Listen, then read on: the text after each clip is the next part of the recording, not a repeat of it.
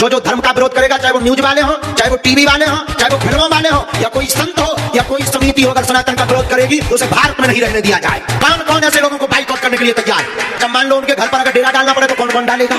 पक्का होश में हाथ में ताली बजाओ, जय श्री राम, जय श्री राम। और ये रेशम बाग से हिंदुओं की ललकार है, भारत में रहना है तो सीताराम कहना है। बागेश्वर बाबा धीरेन्द्र शास्त्री जो भी है, इसको कायदे से तिहाड़ जेल के भीतर रहना चाहिए, है ना। ये बहुत बड़ा ठग है और समझिए कि नटवर लाल का अवतार है और ढोंगी महाराज है, श्री 420 है ना, छली कपटी प्रपंची व्यक्ति है। बागेश्वर धाम सरकार के बारे में तो आप सभी ने सुना होगा, पंडित धीरेन्द्र शास्त्री, जिसके बारे में आजकल ज़्यादा चर्चा चल रहा है मीडिया में, स्ट्रीम मीडिया हो या जो बोले, पूरे देश में चर्चा चल रहा है और 46 करोड़ से ज़्यादा पोस्ट अभी तक शेयर हो चुका है उनके बारे में। ऐसे में हमारे साथ पूर्व IPS ऑफिसर अमिताभ कुमार दास जी मौजूद है। इनसे पहले बातें करते हैं और जानते हैं कि उनके बारे में जो विचार चल रहा है पूरे देश में ये क्या है। आपका पहले बहुत बहुत स्वागत हमारे चैनल में। जी धन्यवाद, थैंक यू आपका। जी, ये छतरपुर ज़िले के ये पंडित धीरेन्द्र शास्त्री हैं।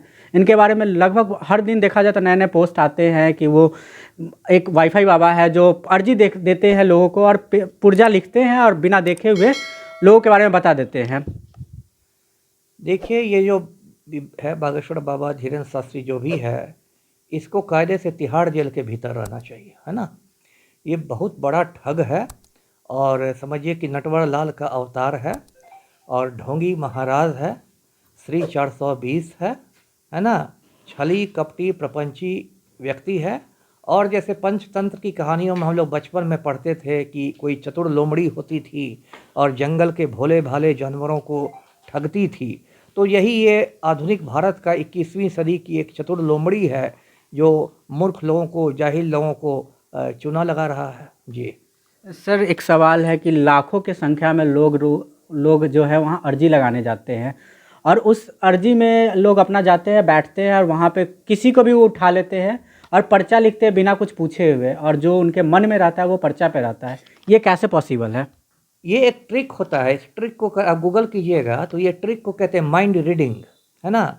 एक ट्रिक होता है। एक सुहानी शाह नाम की लड़की है, वो भी आजकल मीडिया में काफ़ी चर्चा में है और कई चैनलों में आती है, सुहानी शाह, उसको भी आप गूगल कीजिएगा।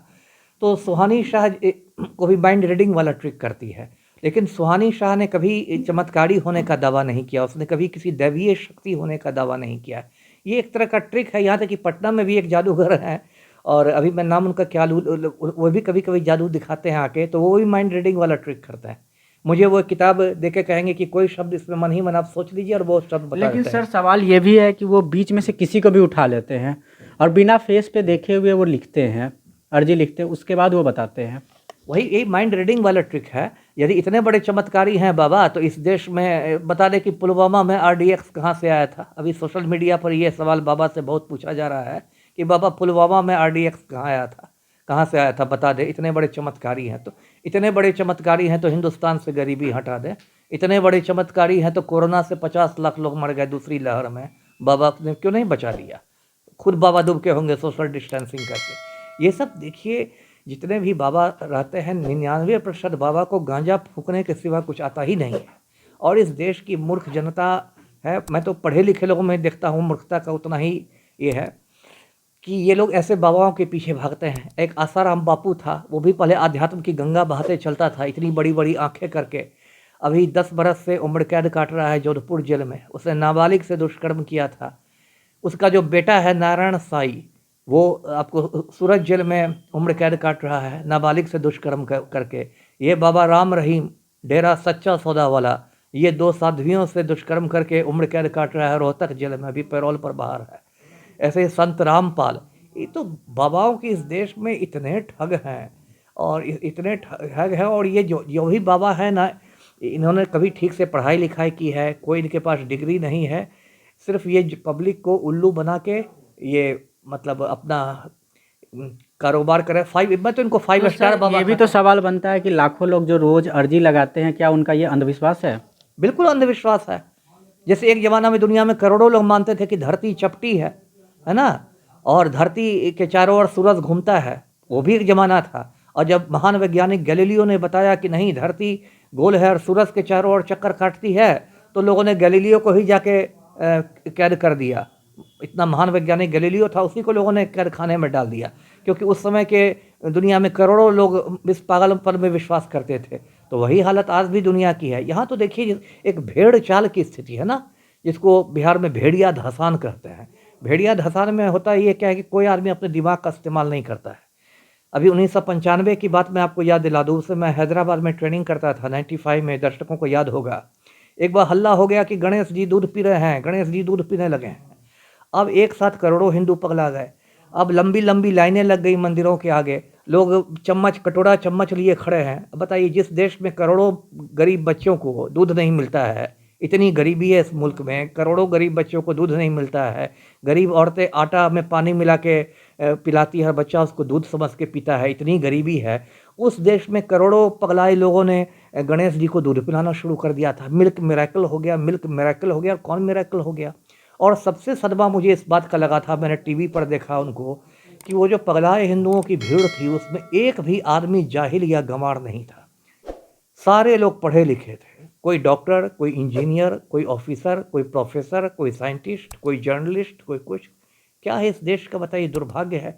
दूसरे देश के लोग मंगल ग्रह पर इंसान भेजने की तैयारी कर रहे हैं, और ये हमारा अभागा देश बागेश्वर बाबा के जाल में फंसा हुआ है। इसलिए मैंने कहा इस बागेश्वर बाबा को तुरंत तिहाड़ जेल में बंद करना चाहिए और कहना चाहिए कि तुम्हारे चमत्कार में दम है तो जेल से बाहर निकल के दिखाओ। जी। बहुत लोगों का तो ये भी कहना है कि कहीं राजनीतिक साजिश भी हो। हाँ, राजनीतिक साजिश तो है ही। देखिए, पूरी भाजपा की राजनीति ऐसे ही ढोंगी महाराजाओं के साथ चलती है, और 15 महीने बाद लोकसभा चुनाव हैं। तो गोदी मीडिया आप जानते हैं, जो नरेंद्र मोदी के दलाल टीवी चैनल सब हैं, गोदी मीडिया को भाजपा ने सुपारी दी है कि कुछ ऐसा मुद्दा उठाओ कि बुनियादी मुद्दों से जनता का ध्यान भटक जाए, जिससे न महंगाई की चर्चा हो, न बेरोजगारी की चर्चा हो, न चीन ने गलवान घाटी पर कब्जा कर लिया है उसकी चर्चा हो, न नोटबंदी की चर्चा हो, न जीएसटी की चर्चा हो, न डॉलर के मुकाबले रुपया कमज़ोर हो गया उसकी चर्चा हो। किसी बुनियादी मुद्दे की चर्चा नहीं हो। गोदी मीडिया को ये सुपारी दी गई है, और गोदी मीडिया इसलिए जनता का ध्यान भटकाने के लिए ये जो ढोंगी महाराज हैं इस पर दिखा दिखा के लोगों का ये कर रहा है, मतलब आप कह सकते हैं ब्रेन वॉश कर रहा है, और उनको बुनियादी मुद्दों से लोगों को भटका रहा है। ये बहुत बड़ी एक राजनीतिक साजिश भी है। जी। बागेश्वर धाम से खबर ये भी आ रहा है कि जो हिंदू ईसाई बन गए हैं उनको फिर से हिंदू धर्म में लाया जा रहा है। इसके लिए ये जो टोटल षड्यंत्र रचा गया है, क्या ये इसमें कितनी सच्चाई है सर?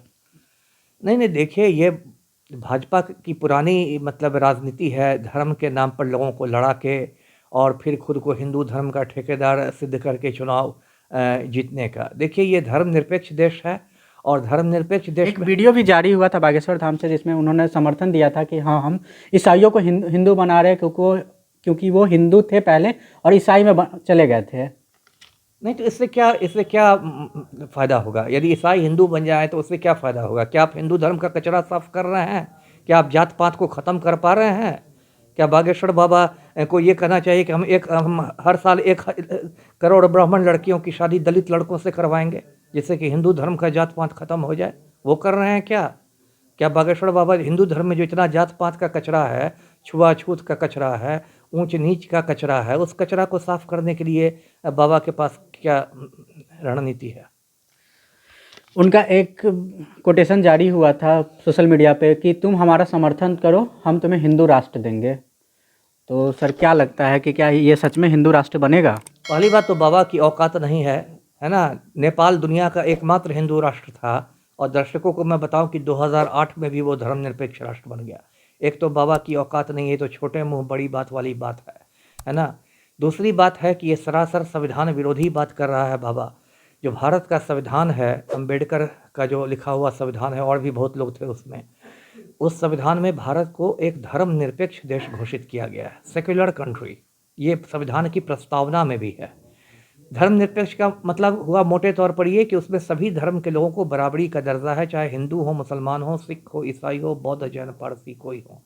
अगर बाबा बात करता है हिंदू राष्ट्र की, तो ये जनेऊ जिहाद है, और ये संविधान विरोधी बात है। और सर, आपने अभी बोला जनेऊ जिहाद, ये क्या है? जनेऊ जिहाद का मतलब है कि जो सवर्ण हिंदू होते हैं खासकर, वो चाहते हैं कि हिंदू राष्ट्र बनाकर हम अपना वर्चस्व कायम कर दें। और इसी चीज़ के लिए, ये मेरा दिया हुआ शब्द नहीं है, ये कुछ समाजशास्त्रियों का दिया शब्द है, इसी चीज़ को जनेऊ जिहाद कहते हैं, है ना। आप जानते हैं ना कि सवर्ण हिंदू लोग जनेऊ पहनते हैं, ब्राह्मण और बाकी लोग जनेऊ पहनते हैं, तो इसी चीज़ को जनेऊ जिहाद कहा जाता है। तो ये हिंदू राष्ट्र बनाने की जो ये मतलब कवायद हो रही है या षड्यंत्र जो चल रहा है, वो जनेऊ जिहाद है। ये लोग चाहते हैं कि हिंदू राष्ट्र बनाकर इस देश पर सवर्णों का राज कायम किया जाए, दलितों को हाशिए पर रख दिया जाए, महिलाओं पर जुल्म किए जाएं, और मतलब मुसलमान तो खैर हो ही जाएंगे जुल्म के शिकार हिंदू राष्ट्र में। तो यही सब बकवास किया जा रहा है ना। बागेश्वर बाबा को कहिए कि जाइए गलवान घाटी में जाएं, और चीन ने कब्जा कर लिया है, कुछ वहाँ पर्ची उर्ची निकाल के चीन को खाली कराएं वहाँ से। जी धन्यवाद। तो आपने देखा कि हमारे साथ पूर्व आईपीएस ऑफिसर अमिताभ कुमार दास जी थे, जो बागेश्वर धाम पे साफ इन्होंने अपनी बातें रख दी है कि क्या वो कितनी सच्चाई है, और इन्होंने कह दिया है कि जो धीरेन्द्र शास्त्री है उनका जगह सिर्फ तिहाड़ जेल में है। अब आप पे निर्भर करता है कि आप कितना विश्वास करते हैं और क्या इनके बातों में सच्चाई है। क्या जो बागेश्वर धाम के धीरेन्द्र शास्त्री है वो सच में अर्जी लिखते हैं और लोगों की जो सेवा करते हैं। बहरहाल इतना ही के लिए